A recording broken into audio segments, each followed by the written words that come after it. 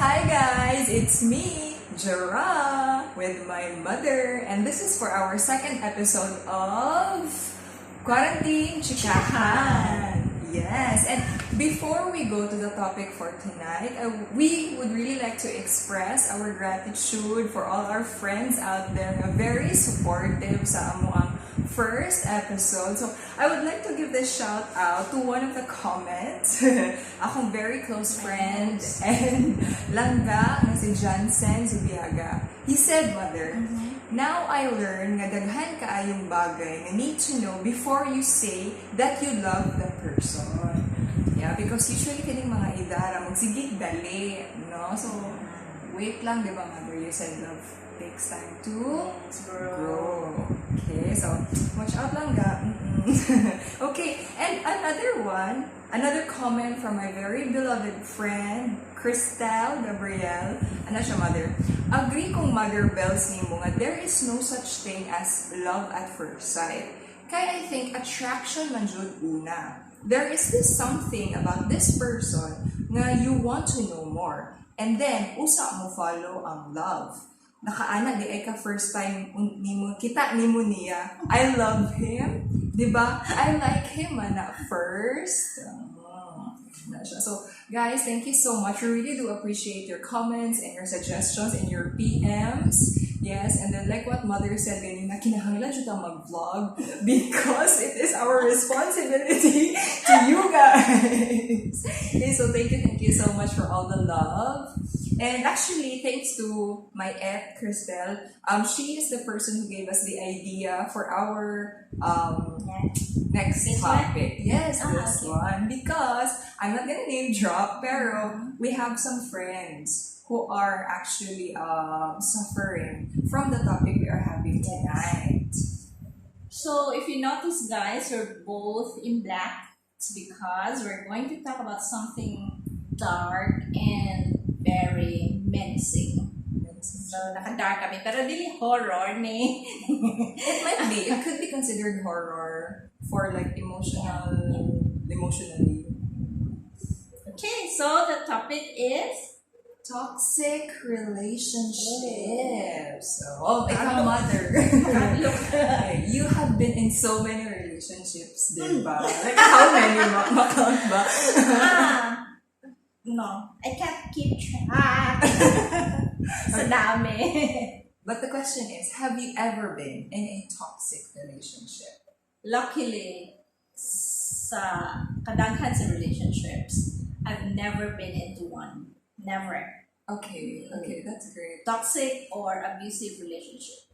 Okay, so like, can you tell us, especially kami nga medyo inexperienced pa when it comes to relationships, what is the difference between toxic and abusive? Is it not the same? Actually, most people would interchange the term. But guys, I'm not an expert. I'm not a psychologist or a sociologist, a relationship counselor. But I'd like to describe the two terms from the way I see it. Now, kanang toxic is from the word itself, no? Something bad. Maybe I can just give an example. Okay. Like, let's say we're partners, and then I try to ask you something. Ordinary lang ba na question? And then, less than 15 seconds, turned out nag-away na ta. Okay. No? Okay. From a very simple question, taas na tayo, and then, lain na ang ipadungan. And then, it doesn't happen just once, twice, or thrice. It can happen a lot of times. And then, you end up feeling very bad, not just about the person, but also about yourself. And about everything. Basta nga mo naglain na dyan.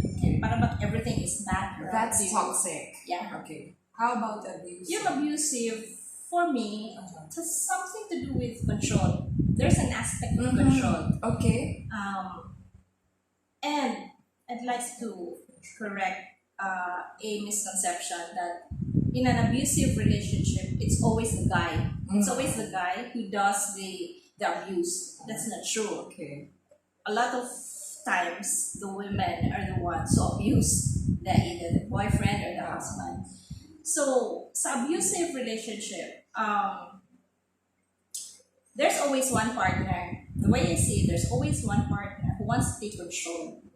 Now, usually, he or she does it through physical force or emotional, mga verbal insults, ganyan ba? And it's not true also na kanang maingon gani nga, di ito kulay ang manumbag mo, pero I cannot control myself. Because you provoke me. Oh, right?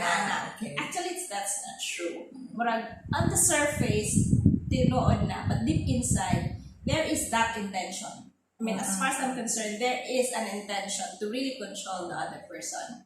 Because if it were a healthy relationship, no matter how angry you are, you will always remember that you love the person and that you don't want to hurt that person, diba? And also one thing, for a real man, no, bisag unsa pa na siya kalabot, bisag unsa pa na siya kaisog or ka-provoke, he would never hurt physically the other person, which is, ang babae, dili na niya kasakitan. Yes. But we will also like to emphasize, no, again, like what Mom said earlier, no, when we say abusive, it's not just the physical aspect. There is that emotional, psychological, mental abuse. So I think that we've already started talking about what are some red flags to look at or to determine that your relationship is toxic or abusive. Okay, so there is that tendency na a simple question can lead to an argument. Is it possible, Mother, di ba, like that question is a trigger? Okay, like there have been issues in the past no wala siya na resolve. In most instances, but there are situations na dili ganit trigger. I mean, it's about something else or maybe a comment, and then nag-lead na to an argument. Ano ba? Nga unta wala ra to sa other person pero for the other person murag lain na to siya. Okay, so that's one.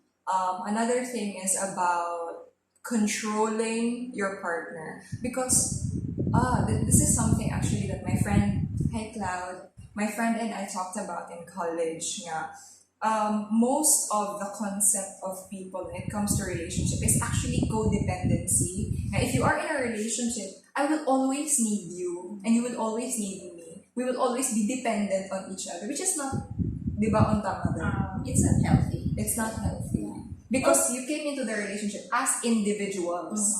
Although there is some truth na we need the other person, but we don't need that person all the time or 24/7.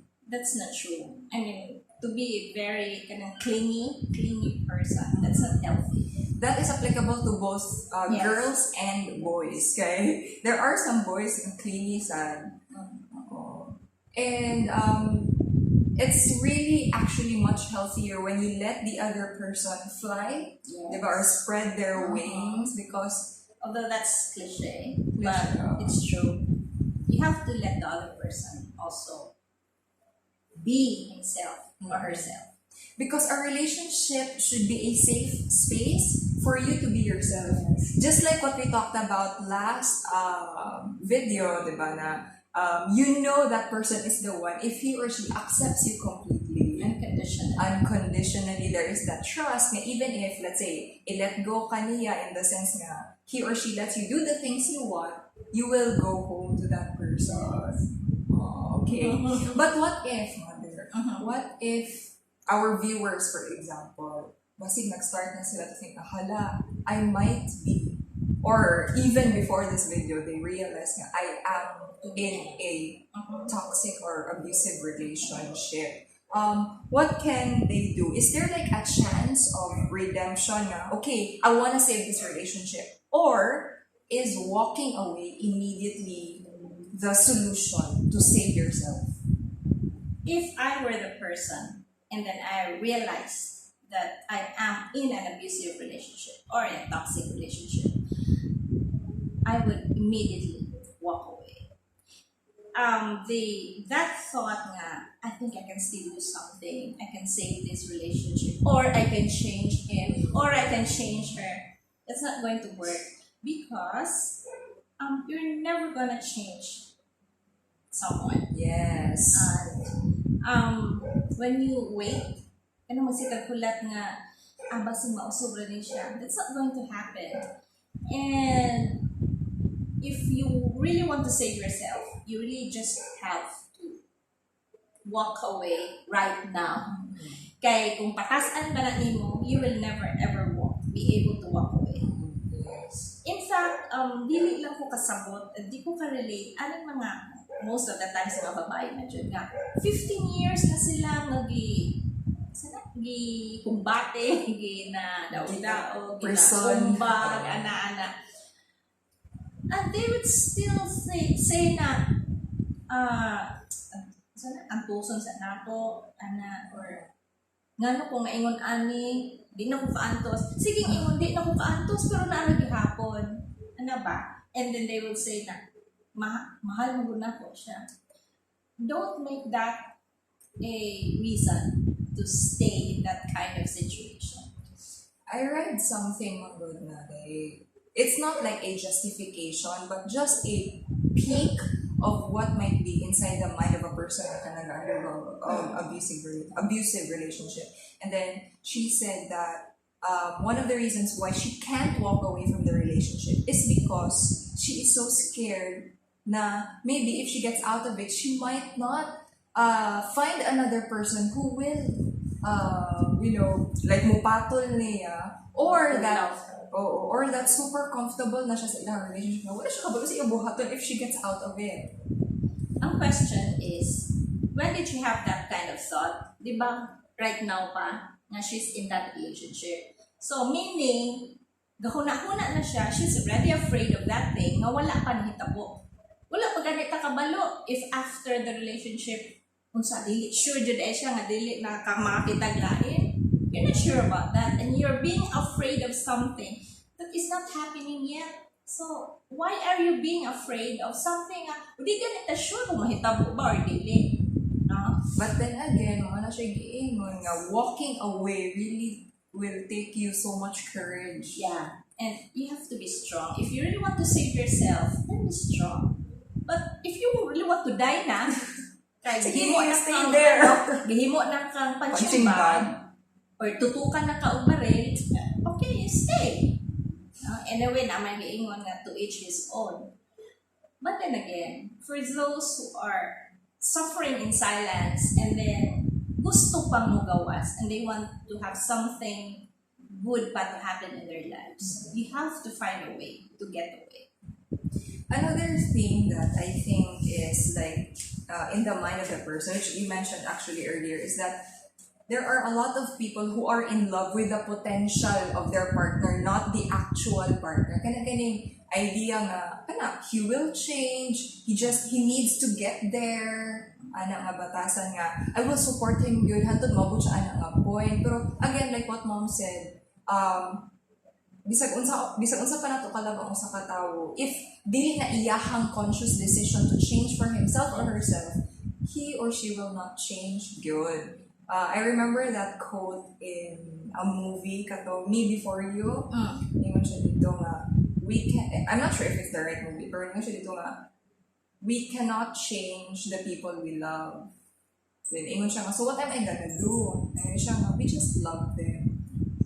But again, guys, dili din siya mo decide for himself or herself. We can't change the people we love no matter how much we love them. Kaya in the first place, ganing love nato sila, di ba, for who they are, punta. But before the walking away part, I think you should also, the person suffering, you should also make the effort to talk first. Communicate sa. Kaya basi wata kabalo. Most people who are abusive are traumatized. No? Sa ilang maybe childhood or sa teenage life, whatever. So, one attempt to understand the person is we have to talk to the person first. Na, okay, this is our situation. Ako, nasaktan ako, nilin ako kaya mahimong punching bag, ganyan. ikaw, since we committed to each other nga, we're going to stay with each other, so sa man ni nato, ana sa, istorya sa. But if dili na dili na, wala na ano ba, if the talk is not going to produce anything good or beneficial for both of you, then you just have to walk away. Okay, I think sad na like the reason why these people are like kanang dito sila na resort into violence, for example, is because they cannot communicate. We're mo na ilang way to Of express communicating. themselves. That's true. So, mulagi, kanang person nga naa sa suffering side should take the effort to understand first. No? Dili po ka mo diretso dahil biya. No? You have to talk to the person and then mag-istorya din sa mo sa alang ng inyong sitwasyon. But then again, I am also like kanang pushed to say that dili siguro all the time kita ang musabot, and that whatever the trauma of the person is sa iyahang past, dili unta na niya dalon sa amuang relationship. Whereas ang iyahang emotional baggage, unta iyahan ang i-resolve before siya nisulod aning relationship. It's not fair to me. Yeah. Actually, that's right. Pero, Ideally. yeah. Oh. Since naman ko ng concept of love, I have to understand and accept the person. So, syempre, kada mga baggages from outside, syempre, kung madala man na diha sa relationship, dili naman kaya. So, mula na i-settle sa nila na. But kung dili ko na mga baggages na dili ko na bugat dyan na sila kaayo, dili ko na pwedeng mabalibag, and then ikaw na lakaw, kung dili na mabalibag. Oo, okay. The idea, Ano nga kung ikaw may mapasok? the idea, guys, is parang we should not take responsibility for the emotional baggage of our partner. Di ba, me? Kaya like, we all have our own burdens to carry, tapos ikaw pa yung mag-carry sa emotional baggage. Lahi ng ikaw ang mag-carry sa emotional baggage sa imong partner versus actually supporting your partner going through or process. like navigating the healing process. There's a difference. And one more thing, kanang kabahin ng mga pang-abuso, like physical abuse. Always bear in mind that nobody has the right to hurt us. Yeah? Kung makahinumdum ta sa atong baby pata, di ba, sige misulti sa atong parents, wala gani na namo pa na po yung lamok. No? Kapulaw na sila. And then here comes somebody nga nagsagpa sa tao lang ka, o patilan ka. Oh. It's like an insult to our parents po, nga ga-take care sa ato. But bisag dili na, bisag wala nang ingon ana, nobody has the right to hurt us. And we should not allow, this is one thing again I want to emphasize. Yes. In an abusive relationship, the culprit is not just the abusive person. Culprit po ka. Kay nga no kang nisugot. You should not allow anybody to do that to you. Nobody has the right and you should not allow. So kung mahita mo na, nadugay na mo, nakinsit na tuig na kadiha, it's because you allow these things to happen. This is not, we don't wanna like do victim blaming here, pero like, we're also looking at the factors na nung some abusive relationships take so many years, and it always takes two to tango. Yes. Good. Nga, okay, in the first place, if, for example, the first time na nasagpaan ka, nilakaw na ka, nigawas na ka sa relationship, wala na akong tato na uso. Yes. And makarealize ko dayon tong other person. Dili ba eksakto kung hibuhat? Yeah. Kaya ka naman kung magsigit kang sugot that he's going to do that to you or she's going to do that to you, actually you're tolerating. And it's like you're giving him the permission or her the permission to do that to you. Let's all remember na kanang commitment nato kung let's say boyfriend-girlfriend pa or kanang marriage contract nato kung minyo na, that is not a license To hurt. for the person, for the other person to hurt us.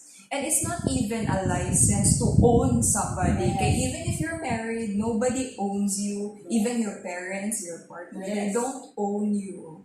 Gil. Only God owns us. Yes. Which is Siya. biblical na siya, mother, Yeah. diba? Siya man ang create sa ato. Kanang parents gani, wala man na sila. Instruments lang na sila. Vessel. Ang mother na to, vessel. Para ta mo gawas sa kalibutan. Eh lalo na yung husband or wife. Wala na guna sila. So, unsa man ta, dili man ta property, no? Nga nakakita the property rights. Wala na sila rights for us.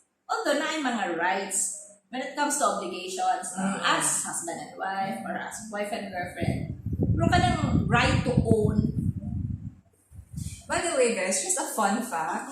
My mother had a few years of law degree, diba? And me in the future, hopefully, no? So we know what we're Law talking. degree. Nag-enroll. Nag-enroll. Units di ay. Oh, wala na Units. Okay, so muna siya nga, siya yung mga right to own, property, ano dito. Okay, but, sige, mother.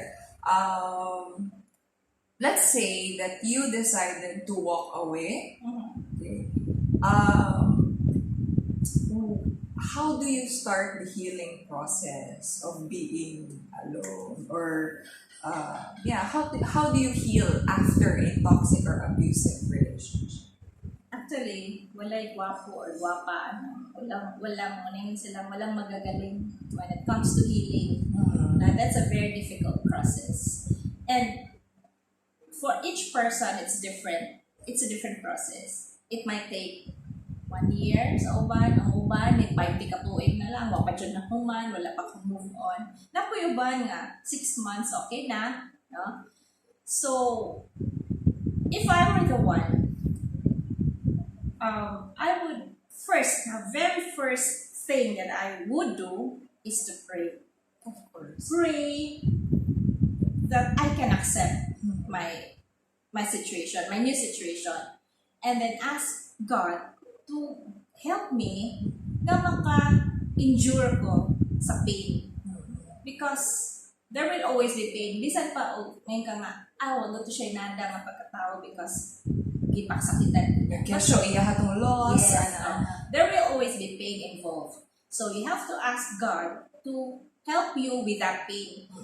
Dili mo ito ask na, sige, kuhaan na yun because it's not normal. No? Ay, kuhaan na yun. But help me go through with it.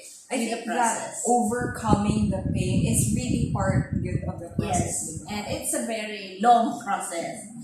Second, wait, before you continue to the second, talking about prayer. Okay, one of the things I've learned, it was not an abusive or toxic relationship, but still, when it ended, it was painful. But ang ako alam ko sa puti is that I think that it's very important to have forgiveness.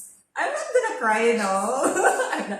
Pero forgiveness for the person who hurt you.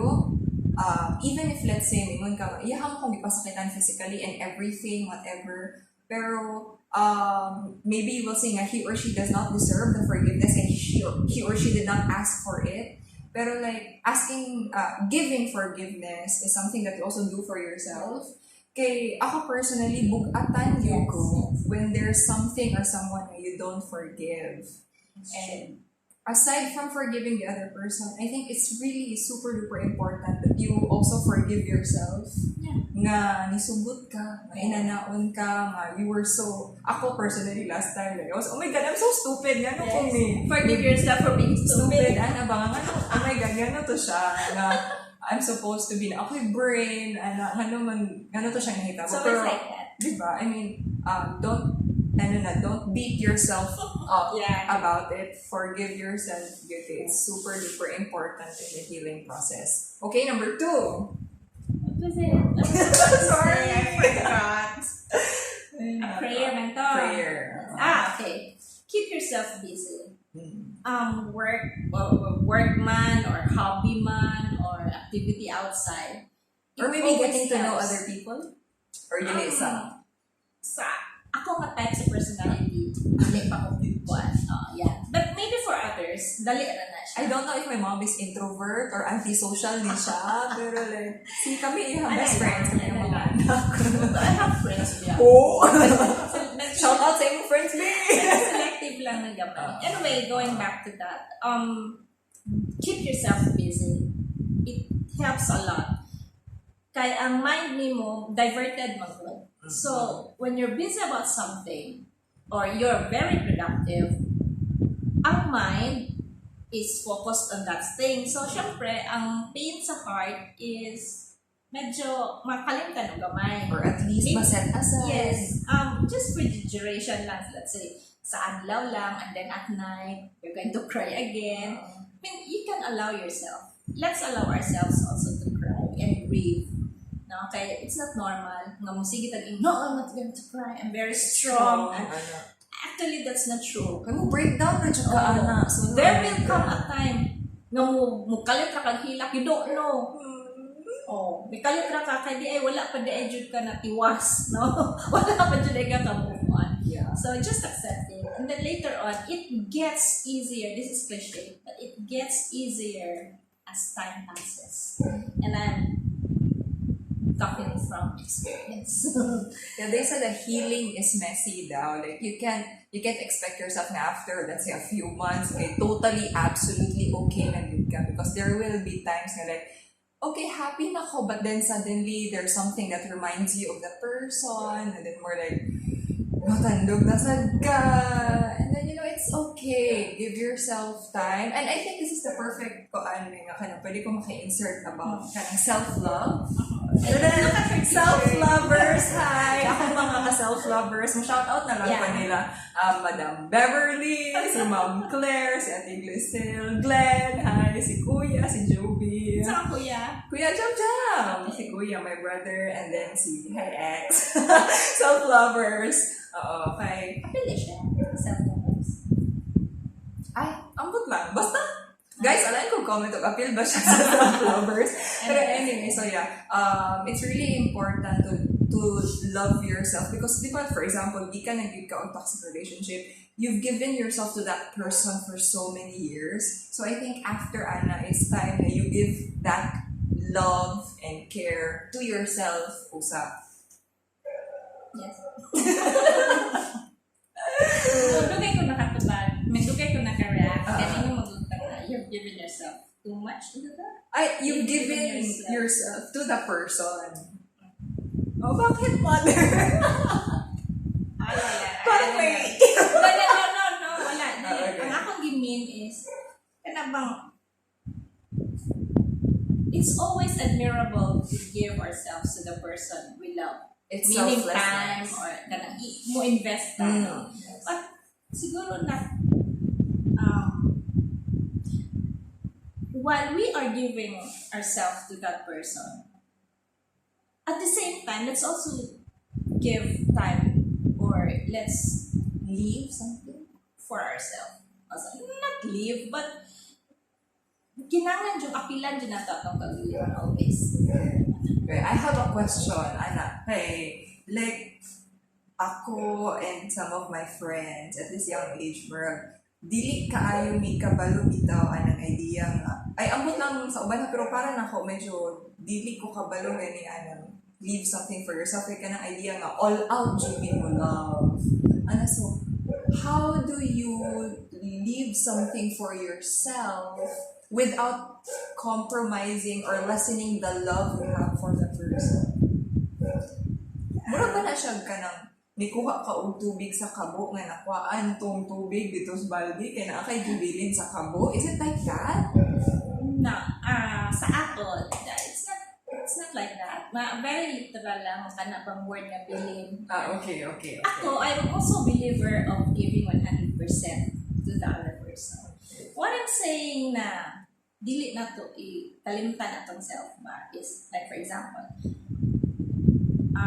we are doing things for this person. Naamang uban nga they do things for the other person and totally forget themselves na dyan. Like, dili na guys sila sa tantong linuto niya para sa masbad, sa pagpanlaba, everything for the person. Nalimot na gani siya nga 2 years na dahil siyang wala kapang lipstick. Nga na ba? Oh, like, wala na dahil siya nakapalit o bisag kabuok man lang ang bagong sanina for herself. That's what I mean. Now, you should not forget yourself. Give 100% to the other person, but don't forget yourself. Wala na.